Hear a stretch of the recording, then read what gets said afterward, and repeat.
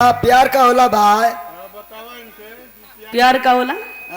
प्यार का मतलब ना जानेला ना हो। अच्छा ही बतावा, जब तू प्यार का मतलब जनबे ना कैला तोरे मेहरारू के 4-5 गो लड़का कैसे हो गया हो? अरे यार जाए तो अब घर का बात ही तुम मंच पे काहे बतावल भैया? सभे जाना था इनके गांव में कि इनके बाबू का हम शांति के दान रहे भैया, आप लोग बस मजा ले लिए हैं। तो प्यार का मतलब अपने बाप से पूछिया, उहे तो है बताई। हाँ जैसे त्रिभुवन जी बतौली एगो बात की कोनो कोनो करियवा ऐसन रहे ना कि उनके बढ़िया मेहरारू मिल जाली। तो आपके हम बता दें त्रिभुवन जी की इनका मेहरारू 1 नंबर का हीरोइन, एक बिता इनसे बड़ सच्चाई में एकदम रेखा नाम भी है, रेखा नहीं है यूं आई एक बिता बड़ देखे में लाग लगे एकदम भैया। सुना तू काहे के इनके बेइज्जती करत बा? ये सार के मना करेलू का कहत बा? ये सार के मना करेलू। सार तो आ रहा तू मना कर का हम मना करी हैं? लेकिन हाँ एक बात है कि इनका मेहरारू इनके इतना माने ली, आप लोग देखते हुआ इनका पेट निकल गई, इनके मन इतना खियावे ली लइका नियर माई नियर लगेली। आई कैसन लगेला मतलब माई नियर लगेली तई भाई। हाँ तो यही से इनके खियावली ज्यादा, यही से इनका पेट निकल गई। ता ए भैया प्यार का मतलब बाबू से अपने पूछ ली। हाँ लेकिन हाई देखा असली प्यार का मतलब लड़की लड़का के बीच का बात बा। बीच का हाय पगला बीचे का बात है, प्यार का बात है। लड़किया का शादी कहीं और तय हो गई बा, लड़किया और लड़कवा से कहत बा जौने से प्यार कैले बा हो कि सुना चाहे कुछ भी हो जा या हम तो आई से करब ना करब तो मर जाइब जहर खा के। लड़कवा समझावत बा कि अरे पगली तोर बाबूजी इतना पैसा डीजे का कुल सट्टा कैले बाना लगवले बाना, आए तोरे शादी में इतना कुल खर्चा करे वाला हुआ, माई बाबू का इज्जत का सवाल है। मान जो आज जहाँ लोग कहत हम वही जब शादी कैले लड़किया कहले कि धत तेरी रे जब करे मन ना है तब हम का बरियाई करी। लड़किया जौन बा चुपचाप तैयार हो गई शादी करे बदे, लेकिन जहिया लड़किया के हरदी लागत रहे ना अचानक से ओकरे पगला का याद आइल बा, हरदी के मरले बलाते। अरे भैया मैं चीनल करा तो हरदी नहीं नवा कोयला नहीं नवा हरदी नहीं नवा हरदी के लाते देखला भाई बड़ी मजा आवत है उन्हें।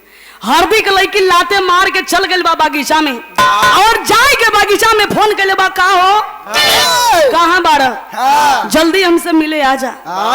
ए भैया लड़का आइल बा, आज जब लड़का और लड़की के दशा के देखले बा असली प्यार का परिभाषा समझ गइल बा, कलेजा पिघलत बा, कहत बा का कैसे भैया?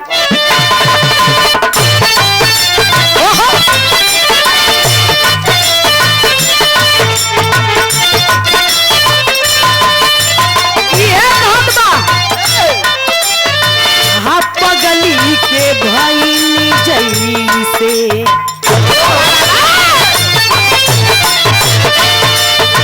आप पगली के भाई जैसे पागल के बादशाह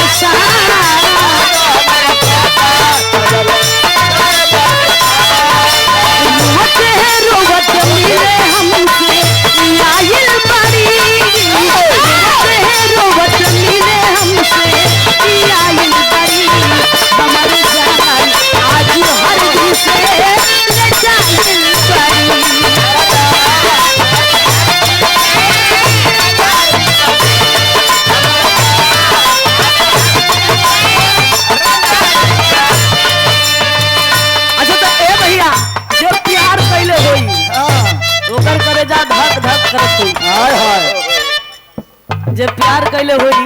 हाँ अच्छा तो उहे कैले हवा तो हम लोग ना कैले हवा। हाँ हैं? दोनों लोगन कैले वैसा नहीं बीमारी है कि जे वही है भैया देह सयान होले लग जाले। हाँ इहो कैले हुआ। आपकी ओर से हाँ तो 1 घंटा बेहोश रहा। और देखिए बड़े भैया संतोष जी ना संतोष सुनकर अच्छा अच्छा जय हो क्या बात है आपका नंबर सेफ है लेकिन कहा क्यों मैं नमवा ना लिखल खाली बस सुनकर लिखल है। हाँ 100 रुपए का पुरस्कार बड़े भैया आपकी ओर से नमस्कार बड़ा आशीर्वाद की कामना है का गला हो। हाँ इहो प्यार कैले ना 1 घंटा बेहोश रहना। अच्छा बेहोश रहना चलो मान लो तो प्यार कैला प्यार का मतलब जनलो बेहोश हो गया लेकिन तोहरे प्यार पर तोहरे धन पटोरा तोहर बाप डाला था ना। बैठो यार 50 रुपया बेसी ले ला 51 रुपया ले ला लेकिन जितना हम बेचती कर बर्दाश्त कर नहीं तो नाइट में हम काट दे। लेकिन हाय देखा लड़का समझावत बा कि जा घरे चल जा। हाँ का भैया आपस का कौन बात है भैया इशारा के तुम कहीं हमके कहत हो।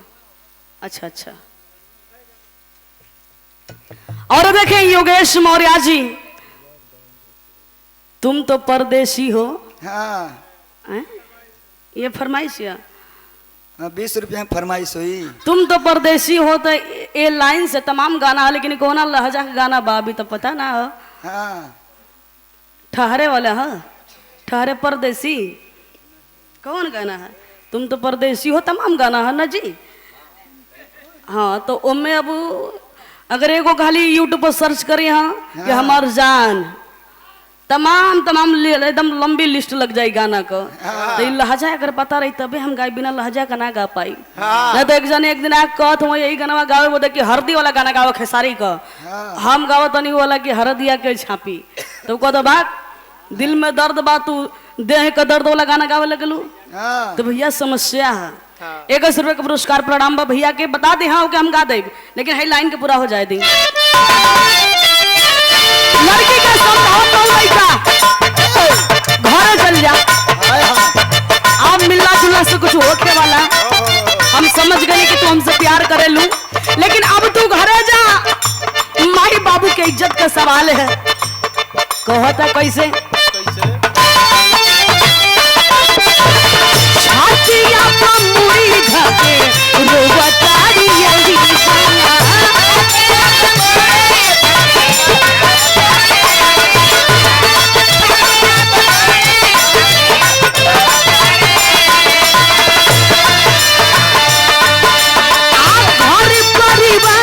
सभे जो हथोई वही जा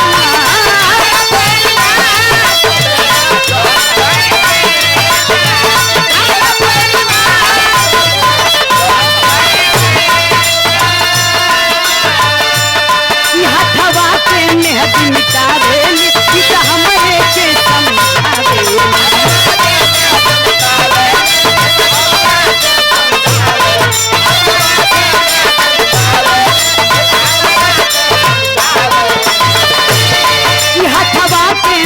मिटावेली तो हमरे के समझावेली अखिया बालो राइल पादा लाइल बड़ी अखिया बालो राइल पादा लाइल बड़ी हमर जान आज हर दिन से लगाइल बड़ी आवाज भैया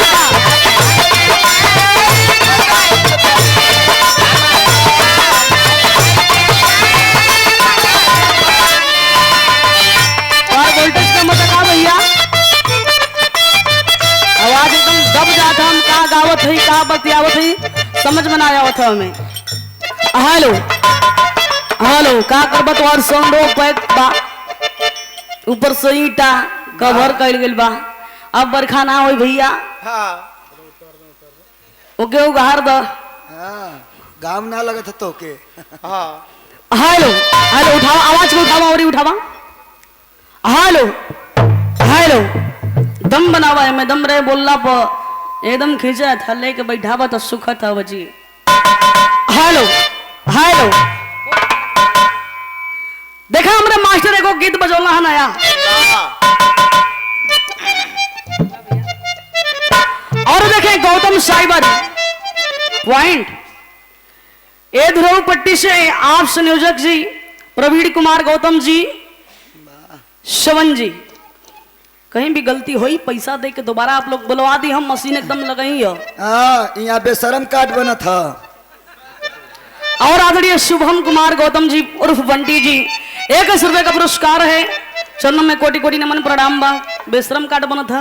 हाँ वो अरे पागल ई श्रम कार्ड बनेला, बेश्रम कार्ड तो बाबू बनावेला। मतलब ये ना कि वे जोन बनावला तो दुनिया में तू बनवई बा। ता मास्टर हमरा इशारा कैला है गाना का, ए राजा जी एगो पुन कई दा, आय अपने ही हाथे हमार खून कई दा। कोनो में हरारू का डिमांड रहल, मुआ दा जरा दा काट दा, लेकिन हमसे सावत बर्दाश्त ना कर ना हुई। तो यही से हम कहना है भैया कि मेहरारून के अगर आप लोग खुश रखे हैं तो मेहरारू एकदम आप लोगन के आजाद रखे हैं, चाहे जौन मर्जी तमन करा, एकदम पूछबो नहीं करी हैं। आप लोगन के सेवा में लगल नहीं है। आप मेहरारून के खुश करे बदे हम त्रिभुवन जी 3 गो फार्मूला बताइला मंच के माध्यम से। कवन कवन आप लोगों के सुनी है तनी सब भक्सावन लगी, लेकिन एक अर्थ एकदम बढ़िया रही। 3 गो फार्मूला है भैया, बता दी। हाँ वो बता दी एकदम। तो देखा हम पहला बताइला, आप लोगों ने बता दी ना, मंजूरी बाना। ता पहला फार्मूला अपने बीबी का। वीरू भैया शादी आपका तो हो गई ना, आपका अनूप जी तब जाए दे, कौन बात ना है कि आप रखल रही हैं, जब ब्याह हुई तो अजमई है फार्मूला के। ब्याह से पहले कुछ पैसा दे दा। संतोष भैया कहाँ गए बयाना तो बहुत बढ़िया।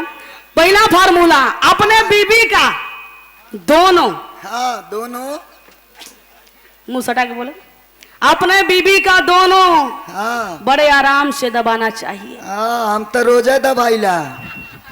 सही बोला था वह? हाँ वो दबावेला। हाँ अगर दबौले रहता तो नौबत ना रहती कि तोहर बाबू समझ जा, अरे बाबू कांड ना के लिए रहता। आप लोग दबाते हैं, हाँ उठाते हैं, मतलब उठाते हैं। हाँ अच्छा अच्छा हाँ ये छानियों नहीं उठाओ तुम। अच्छा तो तू बता दा, वहाँ के भरम साफ कर, तू का दबावे ला? हाँ अरे भैया दोनों गोड़वा उठावे ला तो नहीं भैया, वो अलग टेक्निक, उनकी अलग बात है। उठाने का मतलब ये नहीं है, मतलब उनकी जो है वो इज्जत करते हैं। उठाने का मतलब कि सर पे, मतलब मेहरारू के माने ला। उठावे का मतलब गलती मत समझिए भाई, ना तो नाइट में काट देते के तई गोड़ दबावल। हम कहली हाँ कि अगर ये दबौले रहता तो नौबत ना रही, यानी इनके बाबू इनके मेहरारू के ऐसा ना के रहता। सच्चाई ई बाकी खाली गोड़वे तक रह गई ना। मेहरारू के पजर मत जा। क्या कड़वा लगता का हो भैया? तीखा लगता तो है भैया सर बतैले हुई को नहीं बतौले का, हम समाज में फैल गई है बात, बतौले हुई है। देखा दूसर का नियम ध्यान से सुनी है। आप कहीं भी जाइए, घर जब आइए तो अपना निकाल करके अपने बीबी को हाथ में थमा दीजिए। हम तो रोजा हाथ में थमाइला। थमावेला? हाँ वो मास्टर भैया आप थमावेला? आप थमावेला घर जाना तो देखिए क्या बात है, थमावेला। तो तू का थमावेला ये बतावा? अरे भैया पर्स हो, पर्स थमावेला। तुम लोग का इतना हंसत हुआ, तुम लोग बड़ा दूर तक जात हुआ, तो खाली रहले के मैं कुछ रहबो करेला। अरे पैसा वैसा रही तबे ना दे। अच्छा पैसा वैसा रहेला, चलो बहुत बढ़िया भैया, ई काम करबा देखा मेहरारू एकदम खुश रही हैं। और तीसर का नियम, ए भैया अपने बीबी का, बीरू भैया आगे और पीछे, आगे और पीछे दोनों ओर करना चाहिए। हम तो रोजा करीला भाई। करेला? तू करला हो काशी भैया? इनके पते ना ता तू करेला? पक्का करेला? तो तू करेला का ये बतावा। तारीफ हो। तारीफ? क्या बात है, ये सच्चाई है कि आप कहीं भी जाइए, बाबा समाज में कहीं भी जाइए, अपनी बीबी का बड़ाई बतियाइए कि हमारी बीबी गुणवंती है, संस्कारी है। बाबा हमके हमार मेहरारू बहुत माने ले। हाँ आप मेहरारू के मुंह पे तारीफ करब कि हमार दुल्ही हाय हाय तोरा से सुगर के उना है। हाँ मेहरारू एकदम तो के ये हाथ में लेके आरती उतरी है। बारे हमार राजा जी तम बतौली है कि बात भग सामन लगी, व्यर्थ ना होई में अर्थ रही, तो में अर्थ बाए भैया। लेकिन हाय देखा मेहरारू को न परेशान है, मर्दे के पकड़ ले हले बाहो। बाबा कैसे पकड़ ले बा कहतिया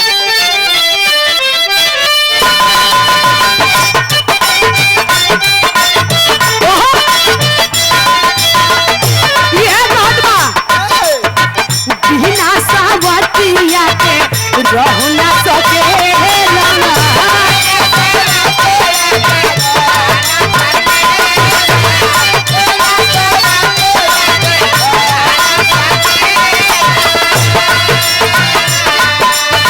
हमारा के झूठा झांसा में रखेला।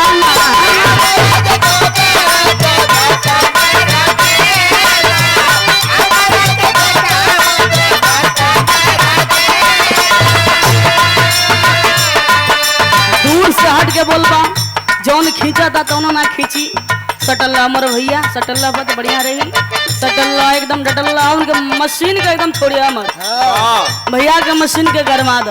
हाय हाय का जिंदा में यही दिन देखे के करता तेरे असली मन चल जाती दक्षिण घाटे। अरे एक बार दिल के सुकून चाहिए, एक बार दिल के सुकून चाहिए। राजा जी एगो खून चाहिए, अपने भी हाथ हमर खून चाहिए। राजा जी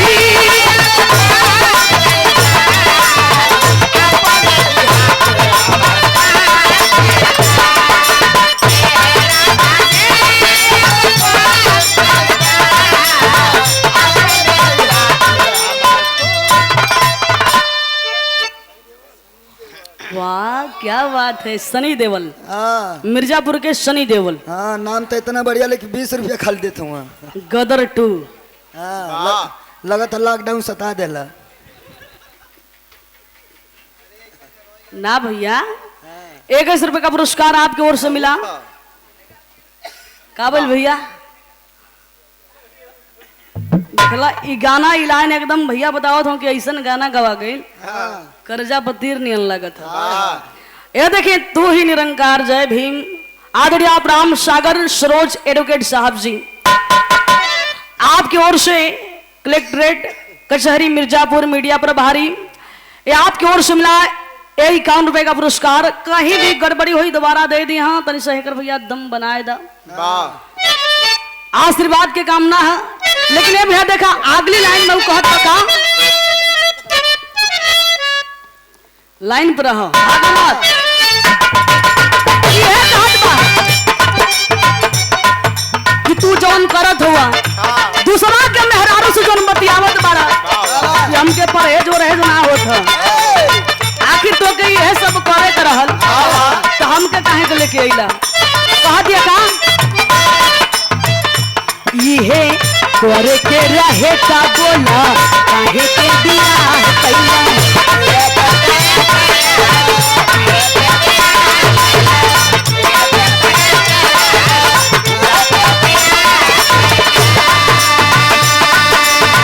हंस खेल वाली जिंदगिया तबाह कैला।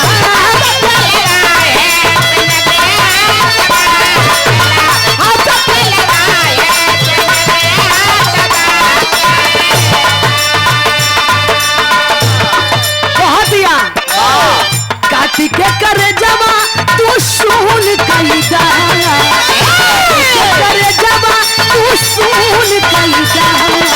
ए राजा जी एगो फूल कैदा। दिस ब्रेक हेने ध्यान दियल कर। ए राजा जी एगो फोन कई दा। वाह। एक जने से प्रोग्राम रहल त्रिभुवन जी तो उ गाँव की ए राजा जी एगो फोन कई दा। हाँ ऐसे ही वो उनका एक्टिंग रहल। ए राजा जी एगो फोन कई दा अपने हाथे हमर खून कई दा। हाँ अरे धन्य वो देवता। बहुत ही बढ़िया होने से आप लोगों ने बात सुन ली जा। वाह वाह त्रिभुवन जी ये सच्चाई है कि हीरा का पहचान जौहरी ही करी और एक कलाकार का पहचान एगो कलाकार ही करेला। वाह वाह अगर एक कलाकार की पहचान एक कलाकार नहीं कर पाए तो उसकी कलाकारी व्यर्थ है। वाह और कलाकार एक हीरा भी होता है जौहरी भी होता है। वाह का कर यहाँ जहाँ जैसन तहाँ तैसन ना कर देता गवैया कैसन। वाह राग रसोईया पागरी कभी कभी बन जाए। वाह समस्या हो कभी कभी जम जाला कभी कभी। हाँ लेकिन तनी समस्या यहाँ ही बा मान ला पहले ही बारिश से मौसम चूंकि गड़बड़ भइल बारिश भइल माहौल गड़बड़ भइल लेकिन भैया का मशीन भी मेहरा गई है। हमने केतनो हुमचत बानी जा गरमात ना ही है भाई गरमात ना है पर कोई बात ना है भैया आप उदास मत हो। यहाँ देखो हम बतौली है ना कि हम कोई भी मशीन वाला के हम उल्टा नहीं बोलीला। हम कुछ भी ऐसा ना बोलना कि बेचारा के दिल पर ठेस लगे। कबो कबो तोरी मशीनिया पर चढ़ जाइए। हाँ हाँ मान लो चढ़ जाए ना गरमा देला बस जाने के भैया ना वाह केहू के हम उल्टा नहीं बोलना तोहर मशीन में हराइल बा। ये सब में हराइल है अगली बार आई एकदम धुआं छोड़वा के जाए। हाँ मेहराइल ये तो क्या आगे दिखा दा वह आगे अपने देखौले रहा था श्रीमती जी के। हाँ तो दूसरा के अंगार के ना गई होती। ऐसन भइलन रहे। ताई जब आप लोगन के एगो शानदार बिरहा सुनाव जात बानी। वाह बड़ा ही बढ़िया बिरहा होने से सुने के मिलल मौका का चीज रहल बहुत अच्छा लगल। वाकई में आपके कलाकारी का परीख हमें चूंकि बाटे क्योंकि हम परखले बानी। कलाकार एक हीरा भी होता है जौहरी भी होता है। वाह तमाम चूंकि गवैया ऐसा ऐसा आ गए हुआ एकदम हावी हो जाता हूँ। आप सही बतौले हैं कि 2.5 घंटा लेकिन धन्य हो देवता देव स्वरूप पब्लिक गवा रही है। हाँ लेकिन कमरिया हिलावत ना तो बड़ा नीक लगत रहला ना हाँ करिया देखला निक लगा तला ना। चलो भाई ठीक है। हाँ शुरू कर रहे हैं भैया शुरू कर रहे हैं हम। कहो तो और आंख फड़फड़ाती हो तो और आंख फड़फड़ाती है। हाँ उनके रात फरकत है का। हाँ उनके रात में फड़फड़ाइबे करेला। ताइए बहुत ही शानदार भी रहा है आप लोगों के सुनाई एकदम जनरेशन से सटीक। ये सच्चाई है वास्तविकता भी रहा बा। आप लोगन तमाम बिरहा सुने हैं वीर रस करुण रस हास रस घरे जाके भुला जाए हैं गवैया वीर रस चपला बस हाँ वीर रस चपलस पूरा एकदम बाय फैला के गवला घरे जाके भुला जाए हैं। लेकिन ए बिरहा में तीनों रस का मजा है। वीर रस करुण रस हास रस तीनों रस का मजा बा। खास करके बतौनी है कि जनरेशन का चीज मिली आप लोगन के। आज जो समाज में होत बा सब चीज आप लोगन के मिली। ए भैया खास करके ए दिन ए शासन ना जोगी जी का ना मोदी जी का इस शासन कलयुग का कलयुग का कैसन चाल बा। भैया बिरहा में आप लोगन के सुने के मिली। आज भैया लाइन दे दा।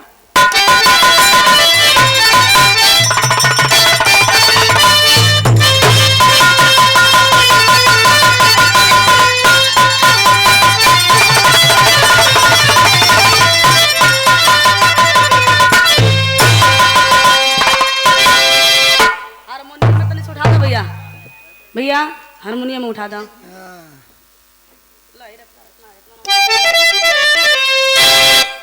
झुकावा तो ओके आप देखा था वाह गवैया का गान होला हारमोनियम। हारमोनियम में मेहराई लई तब गवैया कहाँ से गाई भैया। वाह आवा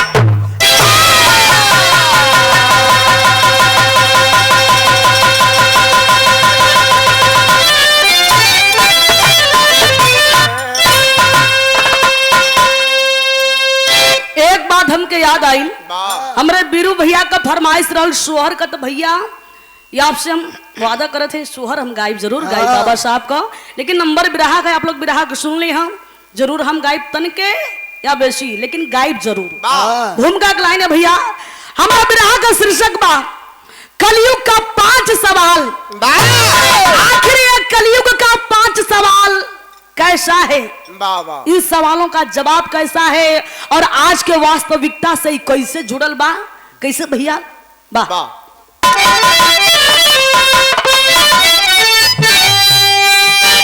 अरे किसी को ना छोड़ा है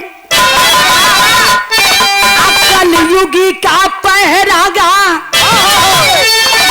सभी को है ये अपने बस में बसाया। हो रही धर्म की हानि यहाँ इस समय, पापी ही आज संतों का सम्मान पाया। सुनाऊं कहानी ये कलयुग की यारों, अब बनकर व्यापारी आस्वले करी के आया। तो सदगुरु स्वामी बता दो ये जुग कैसा है, भाई भाई के ऊपर ही है खंजर चलाया।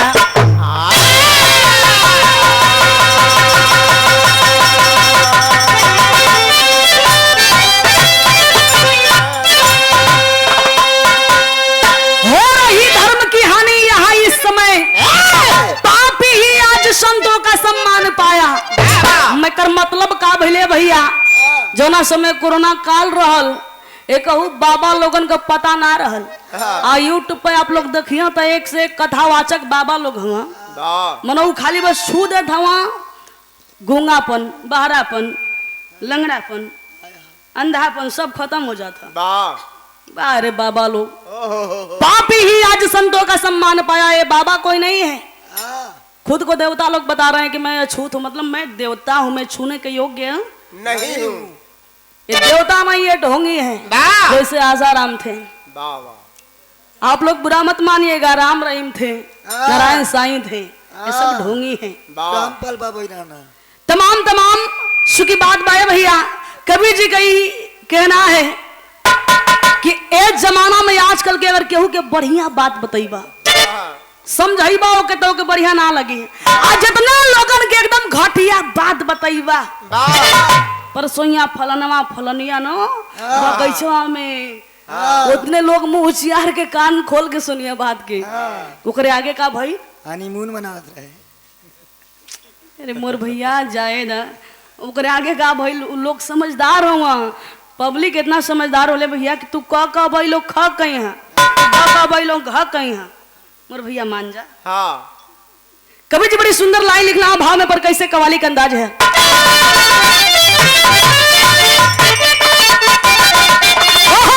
क्या बात है, तुम्हारी सारा काफी है। ये हमरा में मात्र 3 दिन से आयल हो, मतलब तीसरा दिन है, 3 दिन से बिरहा लगातार है, तीसरा दिन है। इनका सेटिंग हमार सेटिंग है भाई ना भइल हो।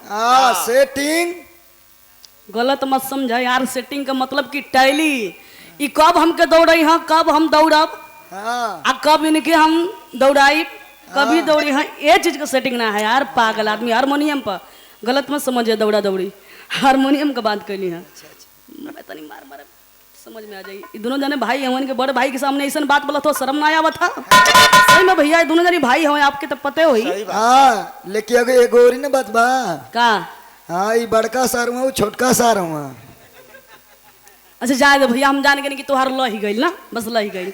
हाय देखा कोनो लड़की कोनो लड़का से परेशान बा, अरे बा ऐसा ही मान लो करे घर का बाउंड्री रहल, घर रहल, कोनो लड़का जोन रहे वो लड़किया के चाहे हो, जब वो निकल के आवे तो ऐसा ही गेटवा पर खड़ा हो जा और 10 मिनट इंतजार कर ले कि कब वो निकली फलनिया। फलनिया सारा ओकर कारनामा के देख लेल रहे, जब नतिया आवेला तो हमके जोहेला हमर बाबूजी जान जाई यहाँ तो बिना बात का बात बनी। वो लड़की आई लगते रोक के कह दिया तू हमके काहे देखेला, तू काहे हमके जो हेला लइकवा कहत कहो तो के फीलिंग ना भइल हाँ फिल्म ना भैया फीलिंग महसूस अच्छा अच्छा लड़की कहती है कौना चीज का फीलिंग हो लड़का कहता कहो तो से इतना हम प्यार करीला लड़की कहले कि ना तू हमसे प्यार करला ना तो सुना इस सीट बुक का हम कहीं और करीला हमरे बात के मान जा हमसे आज के बाद से मनो ये उम्मीद मत करिह कि तो से हम प्यार करब लड़का कहले कि बाप रे बाप कैसी बेवफा है करीब आकर के दिल को तोड़ दी लेकिन लड़कियां भी तनी से समझ ले बात के समझ के ओके समझावत या कि बेचारा का टूटा हुआ दिल है हमसे प्यार न करत रहल है लड़किया वो लड़कवा का हाथवा धै लेला हो हाथवा धै के लड़किया समझावत है कि मान जाइए प्लीज आप कहीं और प्यार कर लीजिए इतनी बतिया कहते लड़कवा का खड़ा हो गई खड़ा हो गई अरे यार बात के सुना यार लड़का का खड़ा हो गई मतलब वो लड़का का रुआ खड़ा हो गई समझ में आई ना वो लड़का का रुआ खड़ा हो गई है कहता बेवफा ने दिल हमारा तोड़ दिया कैसे कले भैया अरे इतने करीब कितना करीब पहले छत पे थी फिर नीचे आई फिर गेट पर आई गेट से हमारे दिल के करीब आई आकर के खंजर अरे इतने करीब आके दगा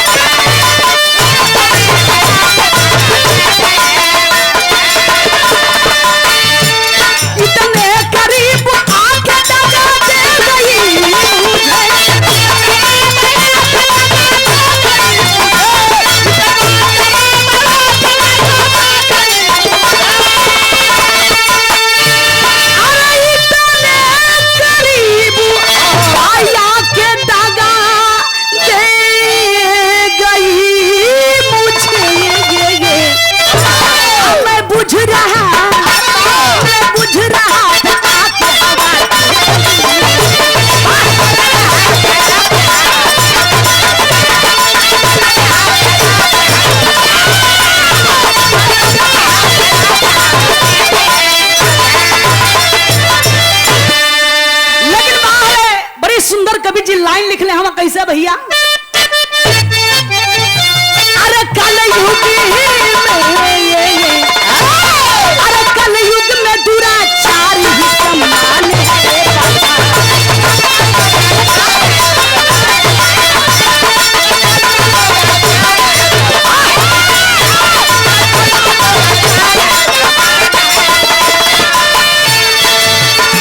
कलयुग में दुराचारी ही सम्मान है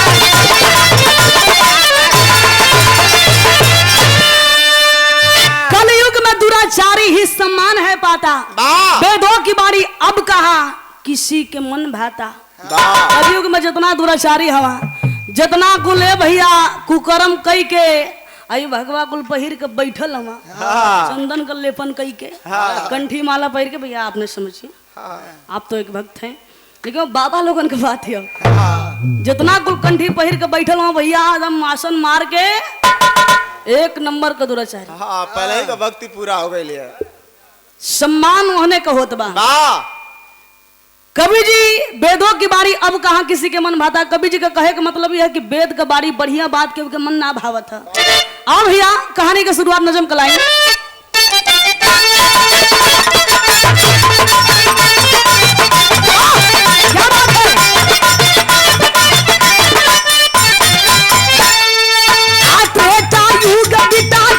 जब सवार हुआ बेटा होई के कलयुग तब तैयार हुआ।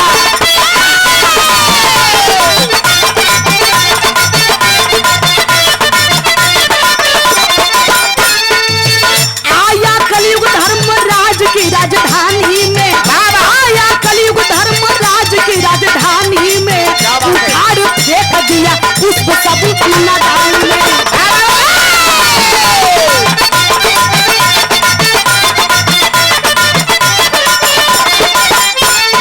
आसुमासा देव जी जब फूल लाने आए हैं, आसुमासा देव जी जब फूल लाने आए हैं, उजड़ी बाग देखी मन ही मन बुराए हैं।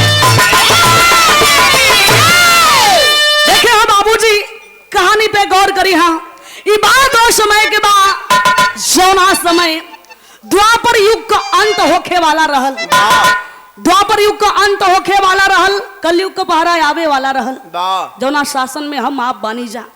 लेकिन वो द्वापर युग के अंत में पांचों पांडव अपना राजधानी के, अपना राजकाज के, अपना राजपाट के बड़ा ही बढ़िया से देख रेख करत हुआ, संभालत हुआ। तब कलयुग महाराज सोचला कि शासन हमारे आवे वाला है, और आई पांचों पांडव बड़ा विद्वान बनेला अपने आप के, बलवान भी हुआ। खास करके हमरा मन में 5 गो सवाल है वीरू भैया, अनूप जी, 5 सवाल है। तो मैं जाऊंगा और पांचों पांडवों से मैं सवाल करूंगा। पांचों पांडव अगर विद्वान हो गए तो मेरे सवालों का जवाब देंगे, और जैसन हमरे सवाल का जवाब दी हम पांचों पांडव, वह हमरे शासन में होई। इस सोच के कलयुग महाराज व्यापारी का भेष बनाई के अब 5 को घोड़ा लेके हो बाबूजी चल देहला पांचों पांडव के राजधानी। पांचों पांडव के फुलवारी बगिया में अइला, पांचों घोड़वन के बांध देहला। घोड़ा ये भैया जानवर का जात, फुलवारी के चरत चरत चरत चरत चरत चरत चरत, ये चरत घर में कल रहा मेरू रख संगवा चरत चरत। हैं ताज ना तोर बजती ना होइत मंचवा पर, हैं चरत चौक के अगवा जो रह हो गेड़ा। ज्यादा समझदार लोग हो, समझ गई ना। यानी हो बाबूजी फुलवारी के घोड़ा जौन बा चढ़ गई। इधर देखे पांचों पांडव में सबसे बड़े भैया, भैया बात ना होके अगर आप बतियावत कहीं हो कमर भैया मोबाइल लगा के मुँह सटा के, तो थोड़ा सा डिस्टर्बिंग होता, बतिया लिया, मैसेज वैसेज कर लिया, अंदर जाके बतिया लिया, बहुत ही मेन मौके की चीज़ है। हाँ बतिया लो, कोई बात नहीं, बतिया लो आप जाके, हम एकदम फ्री रखीला हैं, आपकी जो मर्जी नाचिए गाइए कूदिए, लेकिन बिरहा ध्यान से सुनिए। देखिए बाबूजी पांचों पांडव में सबसे बड़े भैया युधिष्ठिर महाराज सुबह के बेला सब नहा धो के पूजा पाठ करे गईलन, तो रोज की तरह अपने छोट भाई सहदेव के कहना, ये भैया ए बाबू जा फुलवारी से फूल ले ले आवा, पूजा करे के है।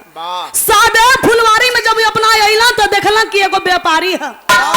व्यापारी कौन था? कलयुग महाराज।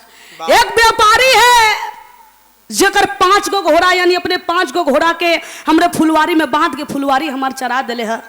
आके सहदेव लगला गरमाए, कहला कि तू क्या हुआ, कहां से आइल बड़ा, और ये घोड़ा के कर हुआ? व्यापारी कहला कि अरे घोड़ा के कर हुआ बाबू, तो के दिखाई ना देत बा, ये घोड़ा हमार हुआ, हम व्यापारी हैं। सहदेव कहला कि तो सुना, तुम्हारे घोड़ा हुआ, तू व्यापारी हुआ, तो का करबा, केहू के फुलवारी में बांध देबा, केहू के फुलवारी ढंगवा देबा, चरा देबा। यानी हो बाबूजी देखें सहदेव गरमाए लगना कि सुना ऐसा ना चली, तू घरे चला, चल के भैया से हमरे माफी मांगा, तू फूल हमार चरा दिले हुआ, फूल हमार नुकसान करा दिले हुआ, भैया हमार पूजा करना ही फूल लेके हम जाइला, तो चल के तो के भैया से माफी मांगे के हुई। लेकिन व्यापारी रूपी कलयुग महाराज जाए के तैयार ना हुआ। वो समय सहदेव कहला का भैया गीत लगल,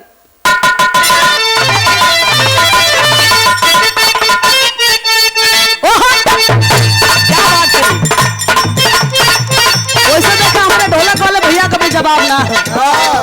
जने भाई हम जा आप लोग चेहरा मिला ले हैं। हाँ तनी एगो गोर बाना, एगो तनी करिया बाना, हमारा एगो राम जैसन, एगो लक्ष्मण जैसन, और का लेकिन भले वो करिया हूँ, लेकिन उनके तो धुआनों में ना बड़ा। कैसे कोनो लड़की के, कोनो लड़का कहत बा ओ भगवान बड़ी फुर्सत से हाँ बनौले हवा हाय हाय कैसे कैसे अरे एक तो चढ़ाली जवनिया अरे एक तो चढ़ाली जवनिया अरे एक तो चढ़ाली जवनिया तुझे हीरा चढ़ल नथुनिया बदनिया जादू करेले हो नथुनिया मन पे मारेले जवनिया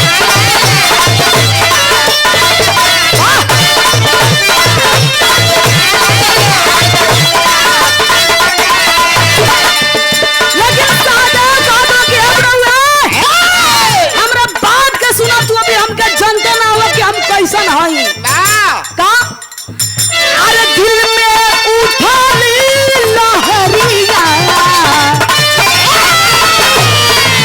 अरे दिल में उठल लहरिया अरे दिल में उठल लहरिया हे कलाऊ जाई के मोर फूला बरिया नजरिया सोला परिसेले हो नजरिया हां सोला परिसेले नजरिया सोला परिसेले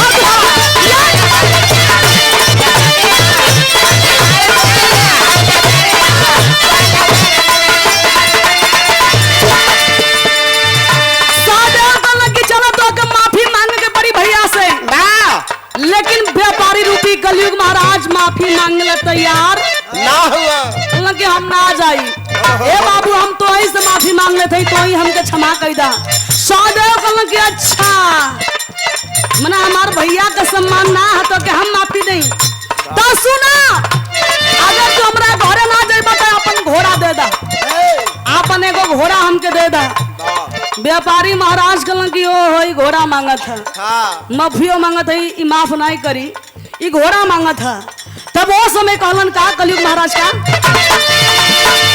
कलयुग राजा कहता है माया मोरी बतिया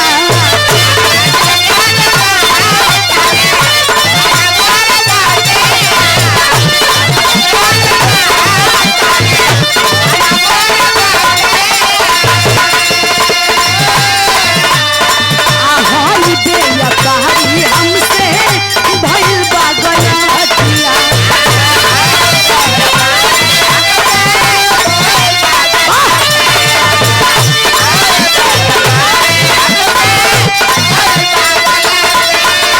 अरे पागल तू दूर चरिया अरे पागल तू दूर चरिया घोड़ा पाखी के जाऊ दुअरिया नजरिया सोला बरसेले हो नजरिया सोला बरसेले नजरिया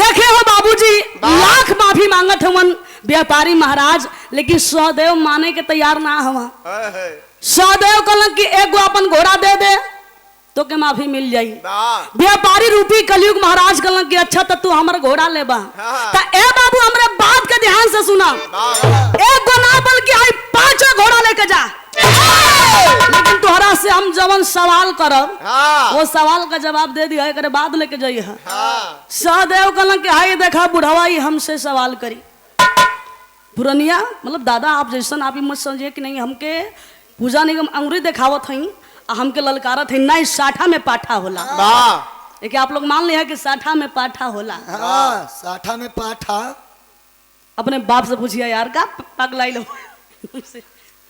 साठा में पाठा हूँ ना वही लवा तो के का पता है हाँ लवंडा में छवंडा हो गई यानी हो बाबूजी कहला कि सुना हम सवाल करब जवाब देवे के होई सदैव कहला कि तक सुना सवालवे तू कहला हाँ अब कैसन तो हर सवाल बा हमहू देख ले वाह बड़े बड़े लोगन का था लगा देलिया तू वैला है तुम के सवाल करे हाँ व्यापारी रूपी कलयुग महाराज कहला कि ए बाबू सुना हमरे सवाल के ऐसन वैसन मत जनी है हमार सवाल ऐसन बा वाह, कि जे हमरे सवाल का जवाब ना देई वो एही जब बना जाई सदैव लगला हंसे कहला कि लई बुढ़वा पगला गइल है चलो सवाल कर मर्द सवाल करा सवाल करत हो कैसे भैया गीत लगल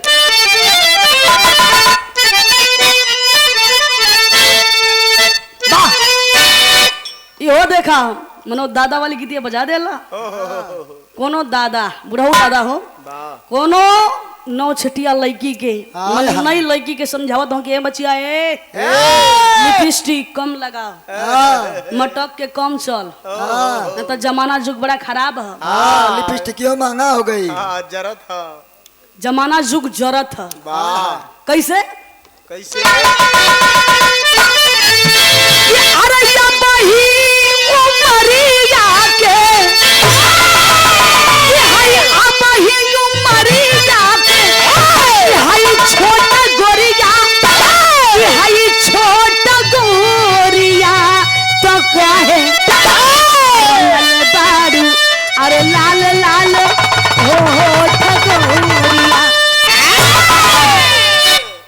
सारा काफी है तोहार और तू खाली बस से खाली दम लगा के ठोक देबा मन ढलकिया के इनकी कोर तकबा तो तोके एनर्जी मिली एनर्जी मिली अरे मोर भैया अंग्रेजी का काहे के मुंह मारत हो एनर्जी ना एनर्जी आओ कैसे भाव में कहना है गरज के कलयुग सावन तब अरे गरज के कलयुग सावन तब अरे सुनावे लगले हो सहा देवजी से काही बचावे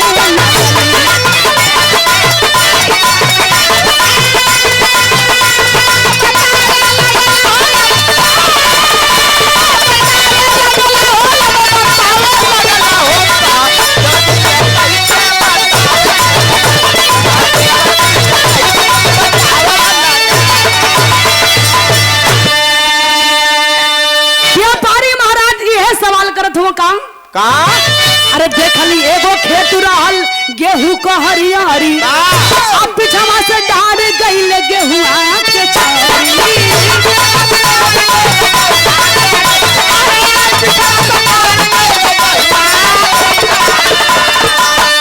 तो उतर दिहले ना जा बाबू बाही अरे उतर दिहले ना जा बाबू बाही चढ़ावे लगले चढ़ावे लगले हो शाह देवजी से कही के बतावे लगले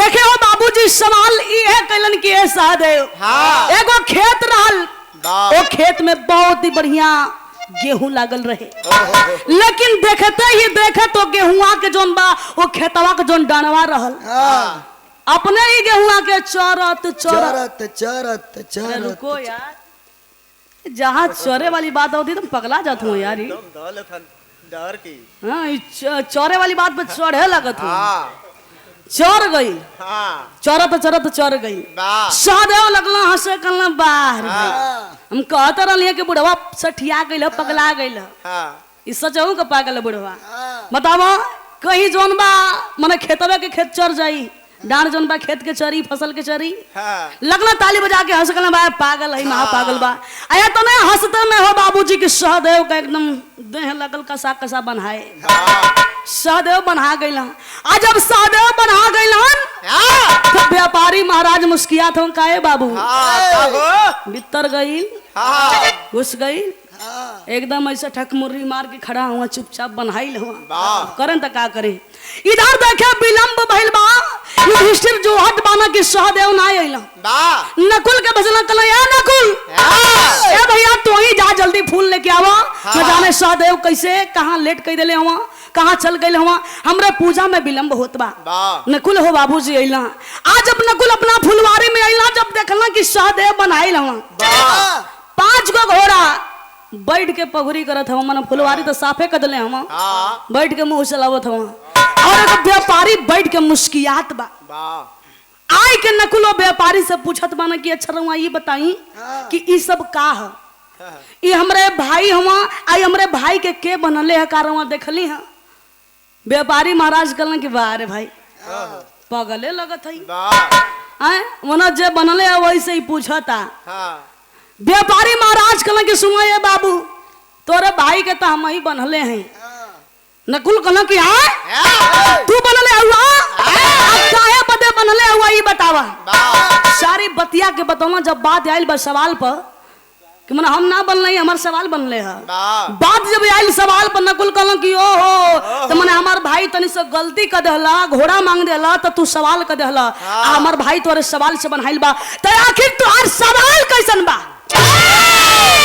तू सवाल हमसे कर, जवाब हम देब अपने भाई के लेके जाई। नकुल से सवाल कैल का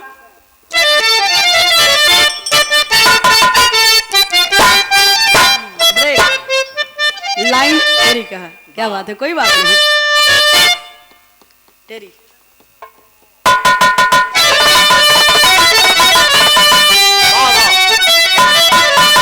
कि नकुल जी चलले भाई के खोजे, अरे नकुल जी चलले भाई के खोजे, आकल युग किया सवाल दूध बछिया का पिए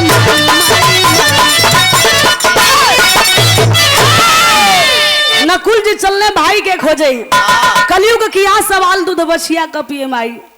यह सवाल कहना के नकुल्ला छरियात वाला तो सुना। एगो गाय रहल, गैया बड़ी निमन बाछी भी आइल रहे और उ गैया अपने ही बछिया का दूधवा पिए लागल। मनो उ गाय अपने बाछी का दूध पिए लागल। हमके यही का उत्तर दे दो, यही का जवाब दे दो, यही का हमें अर्थ बता दो, एक बाद अपने भाई के लेके जा। अब नकुल जब सुनला ये सवाल के कहला कि ओह मनो गड़बड़ी हमरे भाई मना ये करे ही मैं बा पागले लागत बा, उल्टा पुल्टा सवाल कैले हुई तेरे सवाल का जवाब के दे। जैसा ही अब बात के अपने जहन में लेला, दिमाग में लेला हो बाबूजी नकुल भी बनाए गेला। आज जब नकुल बना गेला दो भाई एकदम आमने सामने बनाइल हुआ, उदास भइल हम ठकमुरी मरले ऐसे मुड़ी नीचे झुकौले हम सोचत हम कि अब का करी जा। इधर देखे दोपहर के समय भइल बा, युधिष्ठिर महाराज बड़ा परेशान हुआ कि आखिर बात का बा कि हमार दोनों भाई गइला, दोनों छोटका भाई गइला हमार आ लौट के ना गइला। आखिर समस्या का है, कहाँ चल गइला? लगत है कि शिकार खेले गइला। तमाम प्रकार का मन में बात आवत बा। तब भीम के बोलौना कला ये भीम अब भैया तो ही जा फूल लेके आवा, अब पहले वनी के खोज लिया कि दोनों कहाँ हुआ, एक बात तू फूल लेके आई है। भीम चलल बना हो बाबूजी, लेकिन भीम जब चलना तो कहना कि केहू भी हमारे भाइयन के कुछ कैले हुई, अगर कोई भी हमारे भाइयों के साथ कुछ भी दुस्साहस किया होगा तो मैं भीमसेन छोड़ूंगा नहीं। मैंने एकदम गरम दल महाभारत में आप लोग देख ले हुए जब भीम के रोल में जो हीरो मतलब काम करे ना एकदम गरम दल, मार दूंगा, तोड़ दूंगा, फोड़ दूंगा। भीम चलल माना कैसे भैया गीत लग गई।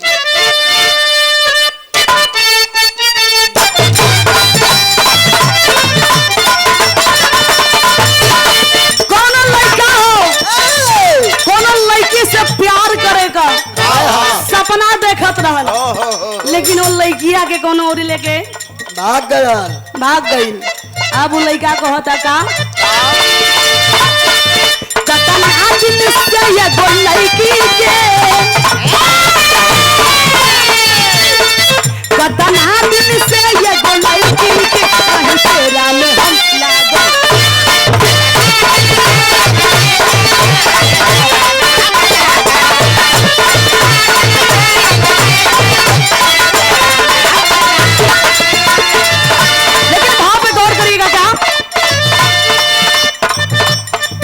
कलयुग काले तब भीमसेन से कलयुग काले तब भीमसेन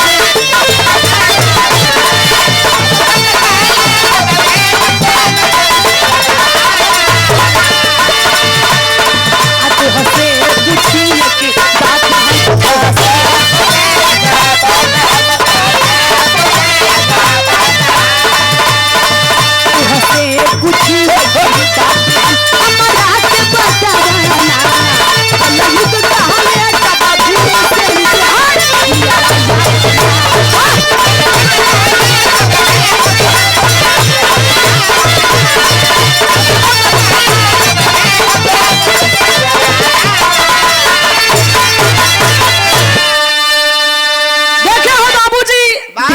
भाई अइला अपने फुलवारी में। वाह वाह। तब फुलवरिया से सटले एगो जंगल की ओर रास्ता जात रहल।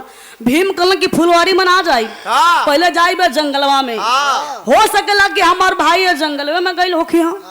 तबले वही फुलवारी में से व्यापारी रूपी कलयुग महाराज देख लेना। हाँ। कहलन कि अच्छा तो ये भीमसेन लगत हवा, हाँ। बाएं फुला के चलत हवा, हाँ। आवाज लगावत हवन, ए भीम ए भीम ओने कहा है ने आवा, ओने मत जा है ने आवा, कहा से कि तोहार भाई हमरा गिरफ्त में हुआ, हमरा कब्जा में हुआ।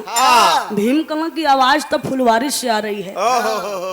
फुलवारी में अपना यही आज अब देखला दोनों भाइयन के बनाइल हो बाबूजी।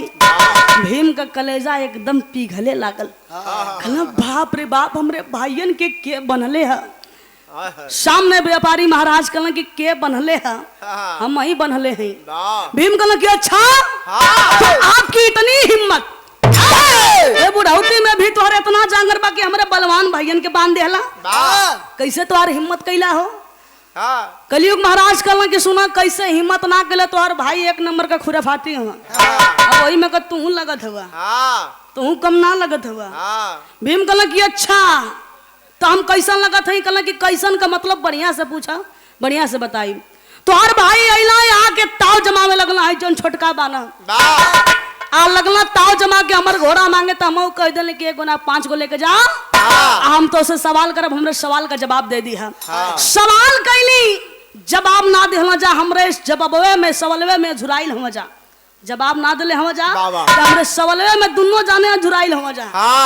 भीम कहला कि अच्छा बात ही हमने तोहार सवाल इतना तगड़ा बा कि जे जवाब ना दे बना जाई तो तनी है भीमसेन से करो सवाल, जवाब हम दई।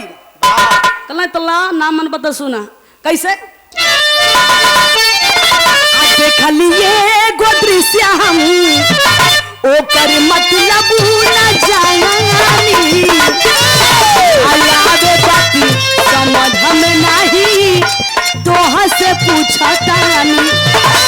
और एगो भैसा रहत नाचबा आगे पीछे,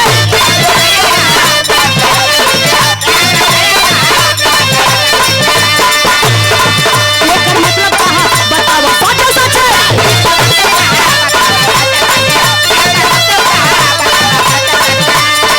अब हम उसको चढ़ा के तुम पाओ बताओ ना, या हम उसको चढ़ा के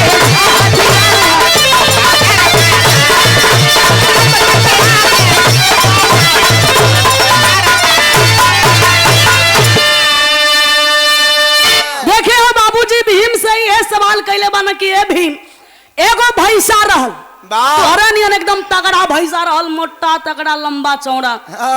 और भैंसवा के एगो नाद रहल, ओकरे पीछे नाद रहल। आप लोग एकदम सवाल के बारीकी से सुनी है। ओकरे आगो नाद बा पीछे नाद बा, तो ई बतावा कि वो भैंसवा मुहावा से खाई की गड़ियों से? पीछे से गए। अरे यार शुद्ध भाषा में बोला ना, पीछे से मतलब पीछे उहे मतलब कर नामे लेबा। शुद्ध भाषा बोला मोर भैया, पीछे से खाई। भीम कहला कि अच्छा मन अगवा से खाई के पीछवा से मार बब्बे तनको अगर काट के लेता। भीम लगला हंसे, कहला भाई महाराज सवाल नहीं है तो आप मजाक कर रहे हैं, ऐसा ही सवाल होता है, ये सवाल नहीं, ये हंसी का पात्र है, ये मजाक कर रहे हैं आप, इतने हंसते हो बाबूजी। भीम भी एकदम बनाइल चालू हो गए, लेकिन भीम कहते हैं बड़ी रहे। अब व्यापारी महाराज भी ठल हम कि इनके तो निहुरा के बांध कहाँ से ढेरी बाह फुलावत हम, हमरे सोझा जे बाह फुलावल तेकर काम खत्म। तो बाह फुलावत हुआ इनके हम निहुरा के बांध। भीम के बनल के भीम एकदम निहुर गईला। भीम आही आही करत हम, देह में जितना मुंह बा बवाइल बा। भीम परेशान हुआ, कोनो जोर काम ना कर दबा। देखे हो बाबूजी, यानी शाम हो गई बा। आप इधर युधिष्ठिर महाराज एकदम से परेशान हो गईला कि आखिर भीम भी गईला, वो ना आइला, संध्या का बेला हो गई। अब हम का करी? कि वो समय अर्जुन घरे ना रहला, लेकिन कैसे हूँ अर्जुन के खबर दे के अर्जुन के बोलैला। अर्जुन अइला दौड़ल भागल, कहला भैया का भइल, कहीं इतना घबरा गए कि भैया बात ही बाकी सवेर से पूजा ना कैले हैं। अर्जुन कहला कि बस इतनी सी बात, कहला कि ना ही इतनी सी बात ना है। तीनों भाईवन के भेज देली फूल ले आवे बदे, तीनों में से एक को लौट के वापस ना आइला। आखिर बात कहाँ रह गईला, आखिर कौन संकट हमरा पे आइल बा जोन हमके ना पता चलल। अर्जुन कहलम भैया चिंता मत करो, हम जात बानी, हम जाके लेके आई, तू काहे परेशान हो जाला। कहलम बड़ होके के नाते बड़ हैं भाई हैं, परेशान तो होना ही होना है। अर्जुन चल देना हो बाबूजी, तो एक गीत और लग गए भैया।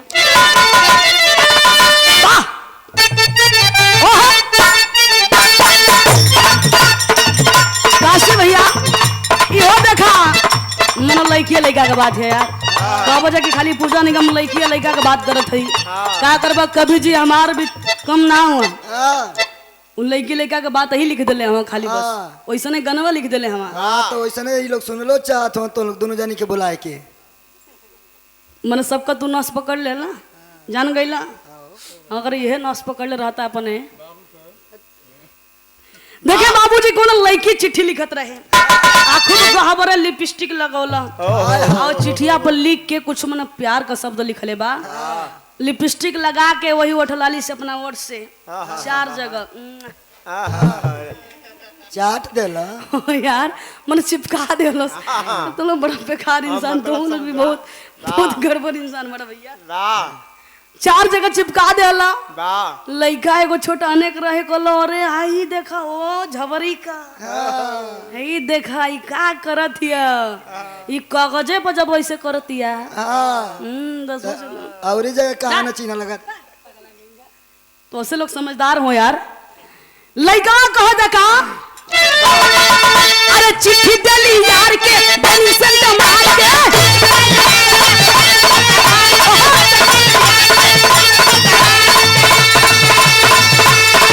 अरे चिट्ठी देली यार के बनी संग मार के, 4 जगह चुमा के निशानी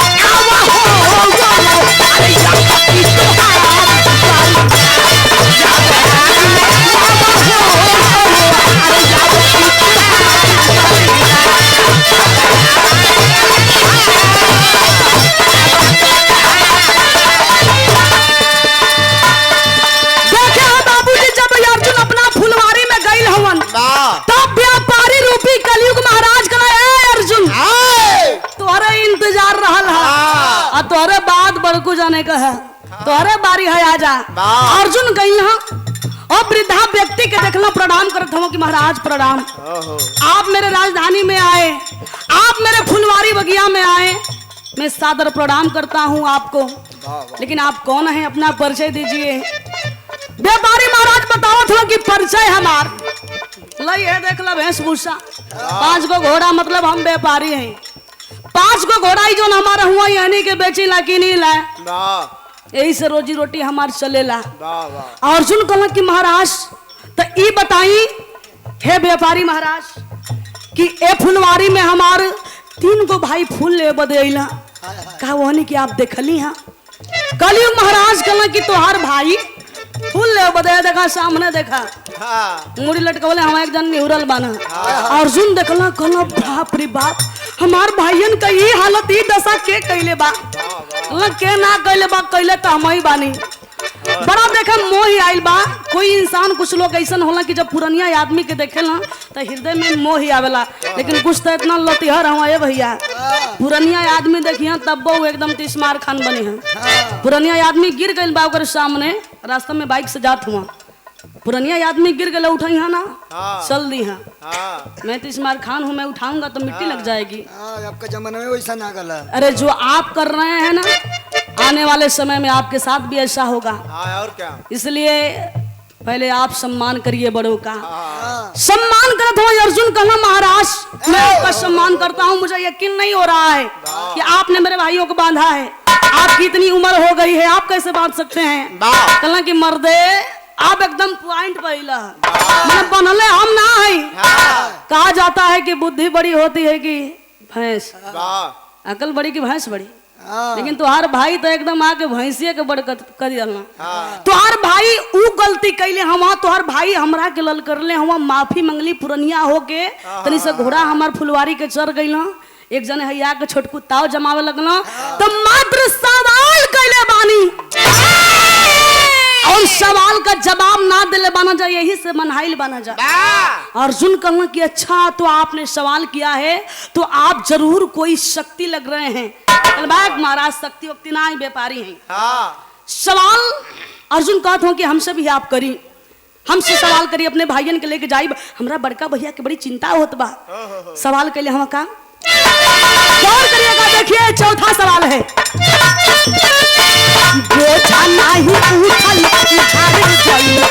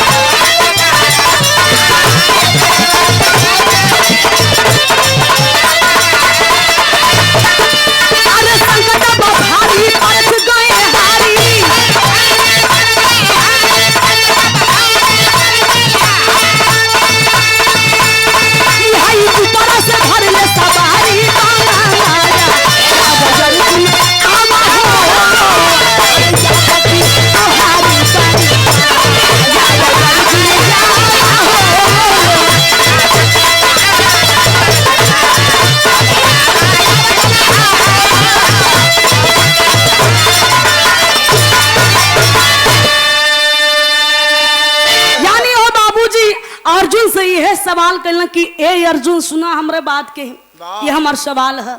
एगो लकड़हारा जंगल में गई लकड़ी कटला, बोझा बनौला, बोझा के उठावे लागल, बोझा उठत नहीं बा।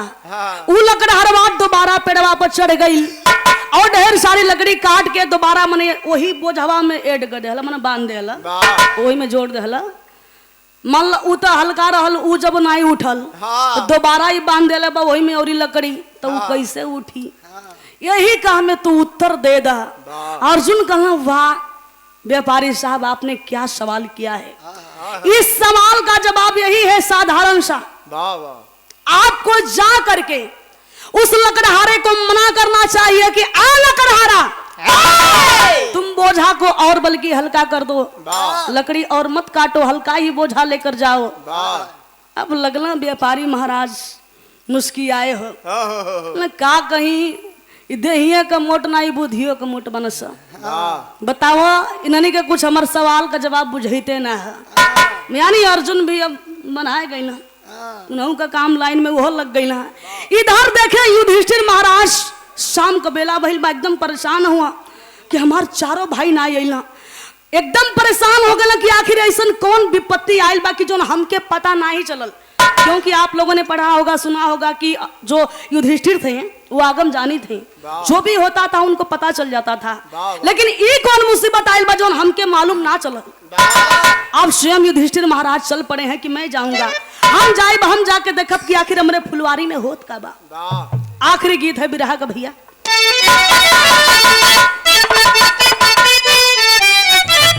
गीत के छोड़ा भाव पर आ जा। अरे धर्मराज सोचल ये बाबू, धर्मराज सोचल ये बाबू, अरे यही ले नाचर भैया।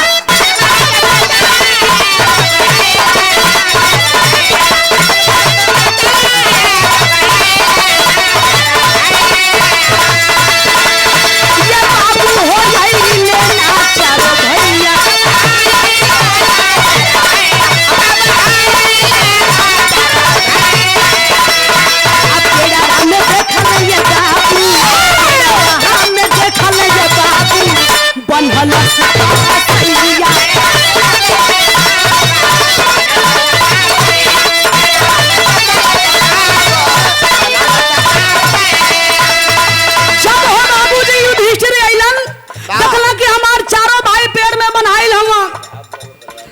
देखे बाबूजी आई को व्यापारी से एकदम तीखा सवाल कैले बाना। युधिष्ठिर ये कहना कि सुनिए, मैं ये नहीं पूछूंगा कि मेरे भाइयों को किसने बांधा है, ये साफ नजर आवत बा कि हमारे भाइयों के बांधने वाला तू हुआ। बताइए भला, किसी के सामने कोई दुखहारी पड़ा है और व्यक्ति मुस्कुराएगा तो आदमी यही नहीं समझेगा किसी की करतूत है। पूछत माना कि बताइए आपने मेरे भाइयों को क्यों बांधा है। व्यापारी महाराज लगना हंसे कहना कि भाई युधिष्ठिर बा, सीधे एकदम मुद्दा पे आ गई, सीधे मुद्दा पर तल्ला सुना काहे बनले हई, तो और भाई बड़हन गलती कैले हवा, सवाल में झुराइल हवा। कहला कि सवाल में झुराइल हवा, तो और ऐसा सवाल बा। कहला कि हाँ हो जाए, जवाब ना दे यही जब बना जाई, नहीं यकीन बता तो हूँ देख ला जमा के। युधिष्ठिर कहला तल्ला पूछ ला, पूछ के देख ला, यही जब दे के जाए जवाब। पूछत माना का, अरे देखल ही कुआना बा ये राजा, ये गो होका करिया,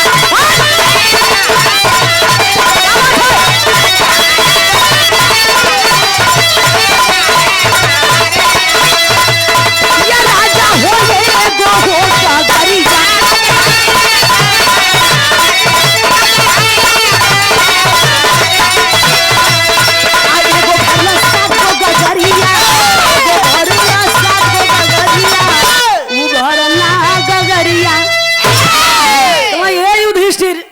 सवाल बा हमार तो से कि एगो कुआं रहल, ओ जाए कही गगरी रहल, एक ही गगरिया में पानी भरल गईल, आ एक ही गगरी का पानी जौन बा 7 गो गगरी लिया के जैसे ही वो गगरिया के उजल जाए से गगरिया एक ही भैया राउंड में भर जाए, मैंने एक बार के पानी गिरला में गगरी भर जा सो, यानी एक गो गगरी 7 गगरी के भर देलस।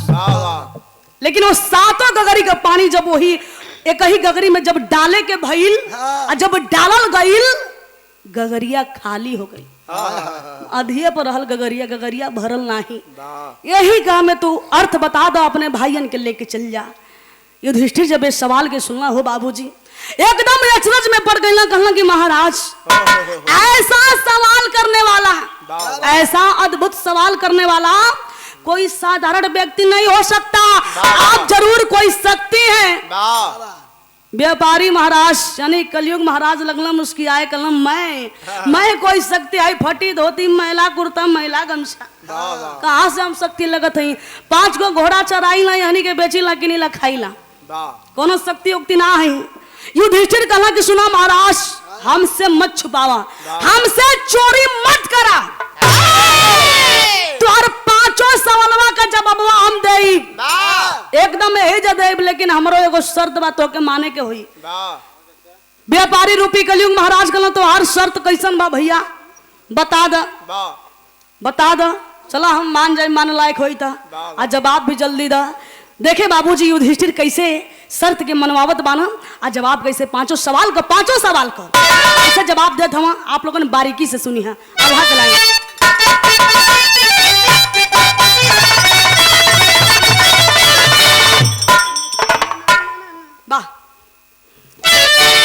प्रश्न का जवाब धर्म, अरे राजा जी बतावे लगने,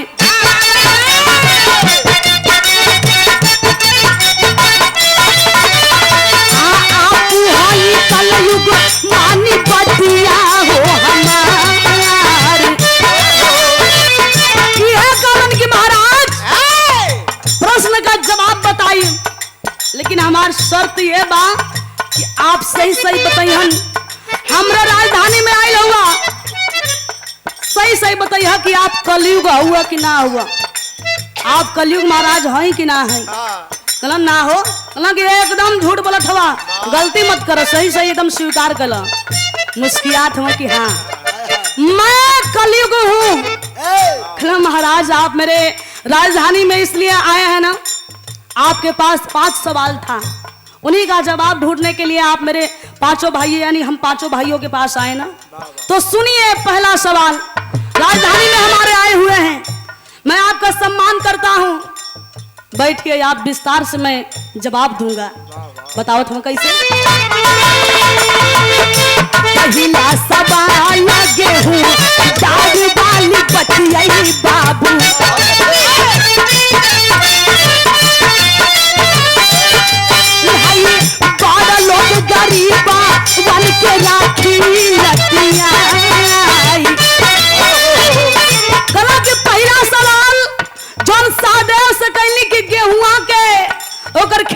डंडवा वही के चढ़ गई। हाँ एकर अर्थ है महाराज जी है बा कि जब आपको पहरा आई, जब आपका शासन आई तो आपके शासन में गरीब आदमी दबावल जाइ है, गरीब आदमी सतावल जाइ है, आ सताई के बड़े आदमी पैसा वाला आदमी, यह सत्य बा।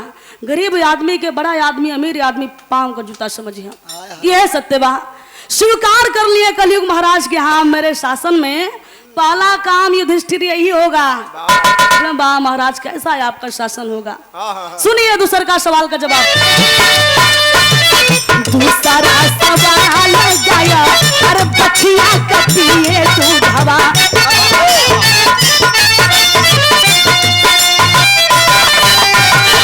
कलयुग में माई जहन बेटी पर भाई। दूसर का सवाल का जवाब बतावत हूँ कि दूसर का जौन है नकुल से कैली सवाल। सुखी इस महफिल में एक माता श्री भी बैठी हैं, ध्यान से सुनिएगा यार। दूसर का सवाल का जवाब भी है बा गैया जौन अपने बछिया के दूधवा पिए लागल। आपके शासन में यदि माई बेटा के बीच अनबन हो जाई, झगड़ा हो जाई, तब माई यह कहिए कि जाए पुता जा, जर के राख हो जा, माटी में जा। हमार लड़की बान अपने लड़की के पूरा अपन संपत्ति लिख दई, ओकरे की है जाई हमार गुजारा वही जो हुई। लेकिन ये रॉन्ग है, गलत है। बेटा कितना बाउर होखे है, कंधा पे भैया वह लेके जाइए, मुहे आगी वह लगाई। सुन करके भैया खुश हो जाते हैं। कलयुग महाराज कहना वाह युधिष्ठिर क्या बात है, कहना क्या बात ना अभी सुनत जा खाली। कैसे? तीसरा सवाल आगे पीछे न दमा साहब,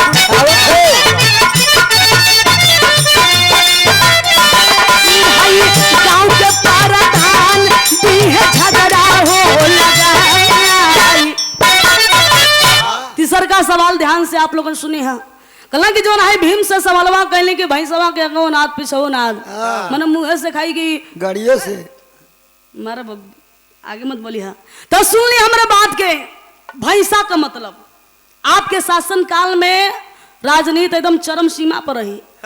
राजनीति का रोटी सेके वाला राजनेता नेता जौन बा, मतलब यहाँ के नेताजी आप लोग बुरा मत मानिए, ये चीज की आप लोग बुरा मत मानिए, क्योंकि सच कड़वा होता है और एक कड़वा सच है। यानी नेता जौन बारन जाए भैया चुनाव के दौरान वोट मांग ले हम, जीत जाइए हम, अपना काम बनता बाहर में जाए जनता, ऐसा ने लोगन का बानी रही। गांव का लोग मिल के एगो बढ़िया आदमी के प्रधान बने है, प्रधानी जिता दी है, और प्रधान जी जब प्रधानी जीत जाई है तो उनका कॉलर टाइट। अब गांव में यदि दो भाई के बीच में झगड़ा हो जाई, दोनों पारी पारा चल जाई है, मान लो पहले एगो गइल बा जाके अपन गुहार लगावता कि प्रधान जी हमार भाई मार के हमार कपार फाड़ देला, हमरे मेहरारू का साया ब्लाउज फाड़ देला, मतलब ऊपर रोवा था मेरे मेहरारू का साया ब्लाउज एकदम तास रस कर दिले। प्रधान जी का करी? तब प्रधान जी कहियो कि अरे पगला, अरे तोहू के मरले बा, तोर में हरियो के मरले बारे, अरे तो ले आए पैसा लेके जो थाना पर रिपोर्ट लिखवा, और ससुरा के एकदम ऐसा लिखवा दी है। इतना ना 376 धारा पहले लगी हुई है कि ससुर एकदम बढ़िया से फंस जा, जिनकी वजह सड़े हैं। अब उ सोची कि प्रधान जी का सपोर्ट मिल गई बा, अब उ जाके उल्टा पुल्टा कुल मनो एकदम लिखवाई दी जा। एगो भाई तब फंसल बा, अब दूसर को जाई मतलब जन फंसल बा, अब उ जन बाब जाई वो जाके गुहार लगा कि प्रधान जी हमर भाई बना, जाके उल्टा पुल्टा लिखवा दिल बा, खाली बस तनी सो के लाठी चला देहली, बाकी और कुछ नहीं की गई प्रधान जी। और जाके ऐसा ऐसा लिखवा दिल बा, 376 धारा में करवा दिल बा हमार जिंदगी नरक। तब प्रधान जी कहिया कि अरे ओकर ई मजाल, प्रधान जी कहे देखा ई चल रही, अरे ओकर ई मजाल रे, चुनाव के दौरान बताओ जहां हमर पसीना बहे ओ जे तोर खून बहे, तो आज ते परेशान बारे तो ओके हम बख्शब ना, जो थाना पर चल जो हम फोन कर देत बानी दरोगा साहब के, तोर काम एकदम बन जाई। मनो दुनो जो यहाँ जाके उल्टा पुल्टा लिखवा दी हाँ कि हमार भाई हमार ई लुटले बा, हड़पले बा, तो मेरा के संगे ऊ कैले बा। हाँ यार समझ जा। अब प्रधान जी का मतलब भी भल कि मुँह से बोली हाँ पीछे से बोली हाँ, मुँहवा से बोली है पीछों से बोली है वाह प्रधान जी की दोनों ओर धार रही हाँ तो ऐसा काम प्रधान जी लोगन कर रही लेकिन यहाँ के प्रधान हुई माफी मांगता नहीं आप लोग क्षमा कर दी हैं मत सोचिए कि पूजा निगम तो एकदम धो देली ना हाँ ये लोग क्षमा कर दे कहाँ से बड़ी शीशी बटले हुआ लोग और सीसी का मजा तू ले ले हवा वही मजा में तुम्हारे घर बर्बाद हो गई भाई ऐसे जाना था ना तय भैया सुन के बड़ा खुश भइल माना क्या बात है आपने मेरे तीसरे सवाल का जवाब बड़े ही बारीकी से दिया वाह वाह बहुत अच्छा लगल ये तो होई छोट छोट बच्चा जौन बाना पढ़े लिखे के ना जानत बाना उन्हीं से अगर पूछ देबा कि नेता कौन बढ़िया हवा तो कहीं यहाँ के जोगी जी या मोदी जी वाह उन्हीं के पता ना कि जोगी जी या मोदी जी मतलब हाँ 5 किलो राशन पे भुलवा दिले हुआ तो पहले रहे दे मोर भैया तो पहले रहे दे बतिया के वाह उन्होंने के ये सब ना पता रही वाह वाह उन्होंने का शिक्षा स्तर कहाँ जात बा बच्चों उनका दिमाग कितना माटी किया जा रहा है बच्चों को ये नहीं पता है वो तो बस भुला ही लगा कि बस राशन मिला था हाँ तेल मिला था चना मिला था दाल मिला था हाँ ही ना जानते और यहाँ तक कि लॉकडाउन जब लग जाता तो छुट्टी हो जात बा घर लड़का खूब पबजी खेलत हुआ पबजी में भले होने का दिमाग जर के सब्जी होता इसका परवाह नहीं है वाह वाह तो बाबूजी तीसरा सवाल के जवाब सुन के बड़ा खुश भइल माना चौथा सवाल का जवाब देते हैं का चौथा सवाल गोठा लकड़ी कर रहल साहब आपन युग में कर्जा दार कर्जा से दबाई चौथा सवाल जो भाई अर्जुन से कहली है कि लकड़हारा बोझा से दबा गई हाँ ते साहब एकर मतलब भी बा कि गरीब आदमी आपके शासन काल में पहले कर्जा ली हैं देखें कर्जा इतनी बाउर चीज होला इतना बुरा लत होला ये भैया पहले कर्जा लेबा माध्यम आपके पास नहीं है कि मैं कैसे भरूंगा आप उस कर्जा को लेंगे बेफिक्र रहेंगे टेंशन तो होकर रहेला कि जे कमाला टेंशन होकर रहला कि जे कर्जा ले ले तो भराऊ के है वो आदमी कर्जा लेके उड़ा यहाँ दारू पी जाए यहाँ पता ना है कुछ कि भरे के बिहा फिर दोबारा ले यहाँ कर्जा का बुरा लत होला कर्जा लेके इतना दबा जाए यहाँ कुछ लोग मजबूरी में लिए हैं कुछ लोग मजा में लिए हैं लेके इतना कर्जा के बोझ में दब जाए यहाँ कि कर्जा के बोझ से कबो उत्तीर्ण नहीं हो पाई हैं कबो ऊपर ना हो पाई हैं यह सत्य बा गरीब का झोली खाली आई अमीर का झोली भरी रही क्या बात कहाँ से जवाब आइल भाई उधर से आइल हाँ पीछे से आई आवाज पांचवा सवाल का जवाब कैसे कि पांचवा सवाल रहल आ 7 गो गगरी साहब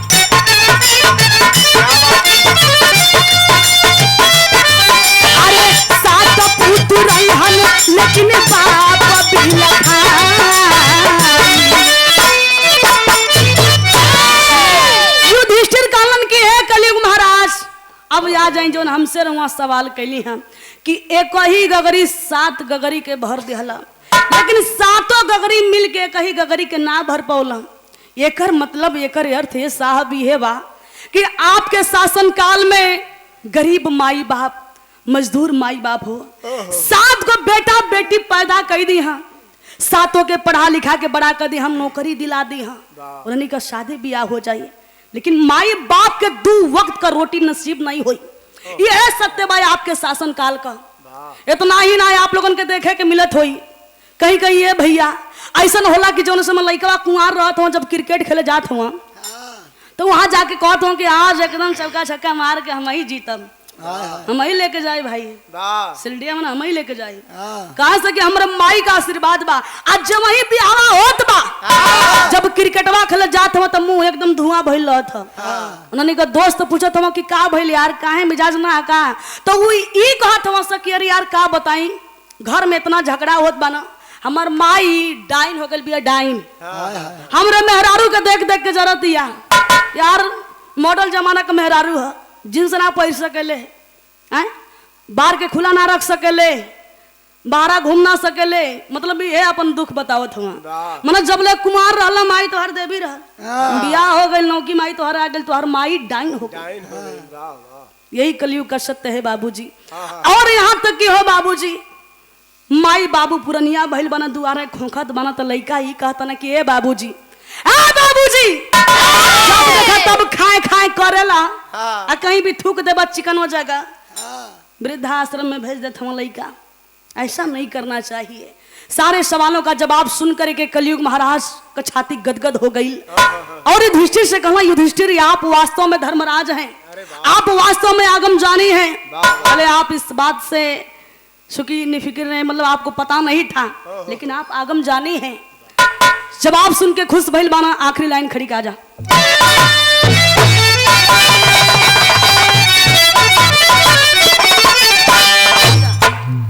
बड़े का तो बड़ जमर भैया सुना, सेटिंग तो से ना है, तीसरा दिन है तो तू ये मत चिहुका कि हम यदि चढ़ा तनी तो पूजा निगम ना चढ़िया जतने तो बढ़बा उतने चढ़। हाँ बढ़िया से सेटिंग कला।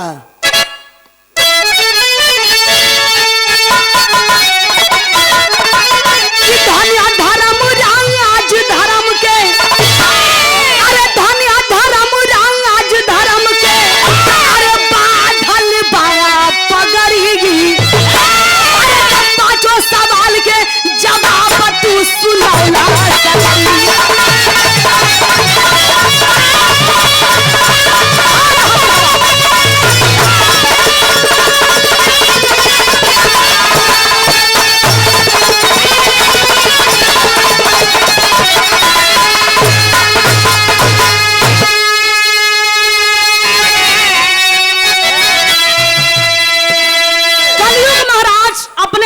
के उतरना। युधिष्ठिर के माथे धर्मराज कई के बंधला है, इनके मुस्किया मत, इनके तो हम रास्ता में बताई।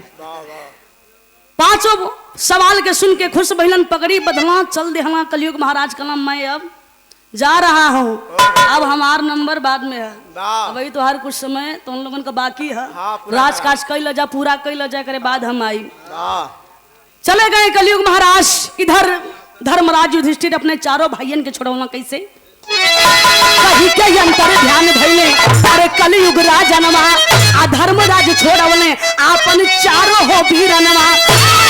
और खास बात गौर करे वाली लाइन बाए भैया, अरे चढ़ल बा कलयुग के पहरा याजी, अरे चढ़ल बा कलयुग के पहरा याजी, आहो खतबा नगरी। अरे पांचों सवाल के जवाब तू सुनौला।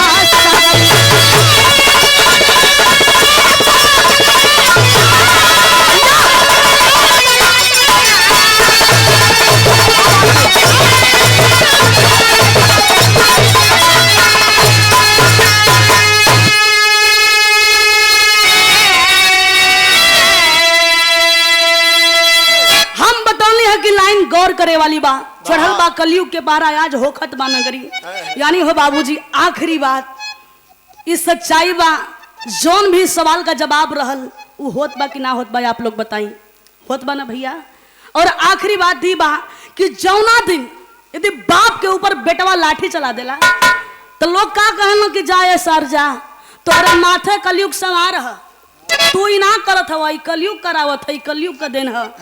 ना दोस्त गलती करता बेटा, लेकिन दोष दिया ही कलयुग के। तो यही कलयुग का सत्य है बाबूजी, जहां होई कलयुग का चढ़ाई हो जो होई बाप और बेटवा में लड़ाई। विरहा समाप्त। आजा आखिरी लाइन, जय जयकार गुरु जद्दू जी की, आजा अमर फुलवारी। अरे गुरु श्री नारायण संग मिटवा औधा बिहारी।